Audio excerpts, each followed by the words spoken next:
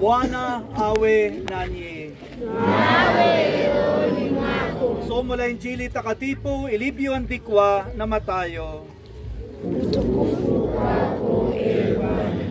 Nao walipokuwa wakila Yesu, alitwaa mkate, akabariki, akaumega, akawapa wanafunzi wake, akasema, "Twaeni mle nyote, huu ndiyo mwili wangu utakaotolewa kwa ajili yenu." Akitwaa kikombe na kukushukuru tena, aliwapa wafuasi wake, akisema, "Twaeni mnywe nyote, hiki ndicho kikombe cha damu yangu, damu ya agano jipya na la milele, itakayomwagika kwa ajili yenu na kwa maondoleo ya dhambi. Fanyeni hivi kwa ukumbusho wangu." Nao walipokwisha kuimba, wakotoka nje kwenda mlima wa Mizeituni. Neno la Bwana. Sifa kwako Yesu Kristo. Ndugu zangu, sikukuu ya Corpus Christi ni wakati wa kutafakari juu ya sadaka ya Yesu Kristo ambaye alijitoa mwenyewe kwetu kama chakula na kinywaji.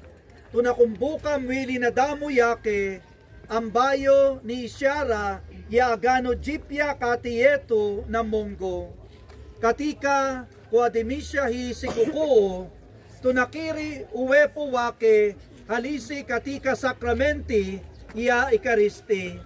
Ni fursa ya kukumbuka upendo wake usio na kikomo kwetu na kuimarisha umoja wetu kama waamini. Amina. Salamu Maria, Umejaa neema, Bwana yu nawe, umebarikiwa kuliko wanawake wote, na Yesu mzao wa tumbo lako amebarikiwa.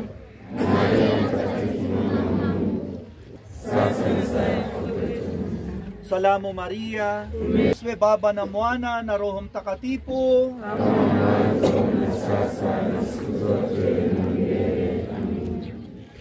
Mungu awabariki watu walioshiriki katika maandamano ya Ekaristi Takatifu, Baba na Mwana na Roho Mtakatifu. Amina.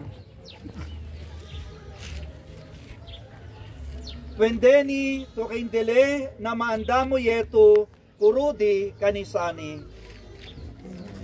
Tumsifu Yesu Kristo.